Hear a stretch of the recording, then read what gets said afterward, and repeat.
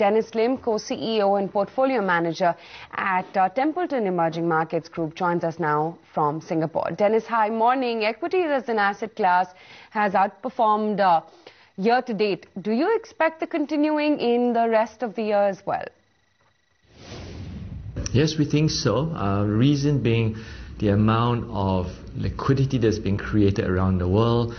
We know the Federal Reserve, we know that the ECB has been printing for some time now. We know China has been printing, and now Japan is getting into the act. We know that Japan is planning to print trillions of dollars, and all this cash needs to find a home. So we think that the equity markets will continue to benefit from this liquidity. There is emerging markets versus developed markets. Where would you put your money? I would have to say emerging markets. Key reason being growth. These markets are growing 5 times faster than developed countries. And if you look at valuations, they are also trading at low valuations. So Dennis, emerging equities have also rallied substantially since mid-April. You see more steam in this rally, and what according to you would drive that? Again, liquidity, mainly liquidity. The fact that all this cash needs to find a home. Now, if you look at bank rates today, savers with cash in the bank, they're getting next to nothing. And this search for yield has driven a lot of investors into stock markets and other asset classes. Ms. Templeton had a meet in India a couple of months ago. What is your take on India, and does the recent commodity correction make Indian equities more attractive? The first impression I get, and this is the impression that I formed over my 20 years of visiting and analyzing India, it unfortunately is a market that is not very investor friendly. We've always, like India, it's always had potential, but we've always struggled with investing in India. So what about the recent reform push as well? Do you think this could kickstart the capex cycle, and does industrials offer favorable risk reward for you, or would you rather stick with defensives when it comes to India? It's interesting because if you look at what the government has been trying to do, Mr. Chidambaram, I know, has been going around the world promoting India as a tourist destination, and he's been doing a fantastic job.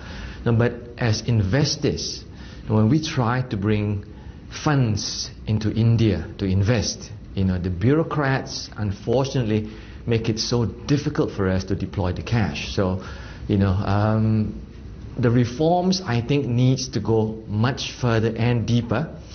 If you make a list of Indian reforms and you stack that with the ease of investing in other markets in Asia, you notice a huge difference, and that difference continues to exist today. But Dennis, Reserve Bank of India is likely to go for more rate cuts post the cool-off in commodity prices and CAD moderation. So what would you advise investors to play? Should they put money into financials? If yes, what do you like within the financial basket? Well, we need to look at a number of things, really. Inflation continues to be an issue for India. So the cuts in rates that we're seeing, I think, would also depend on where inflation trends going forward.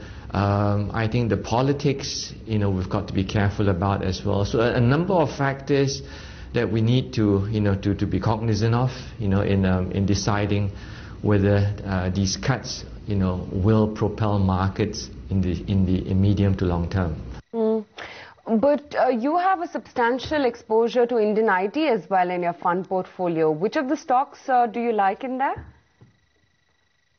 Well, we basically pick companies that are well managed and are efficient. And in that context, there is no company that is better managed and more efficient than Tata Consultancy or TCS. Dennis, Templeton also has a very large exposure to Indian commodity stocks, and within the commodity basket, metal cycle is clearly driven by China. Any names in India that you think have has got all the negative news which is factored in? Well, unfortunately, I can't think of any. Again, it is a more macro concern, because if you look at what's impacting these mining companies, a lot of the problems that we've seen in recent years have not gone away. Some of the states continue to have bans on mining, access, to raw materials, environmental issues. These concerns remain in place. So I don't think, comparing a mining company in India with one, say, in Canada or Australia would be comparing apples with apples. Right, and the energy sector in India, which stocks do you prefer there? We basically prefer companies that are allowed to operate in a free environment.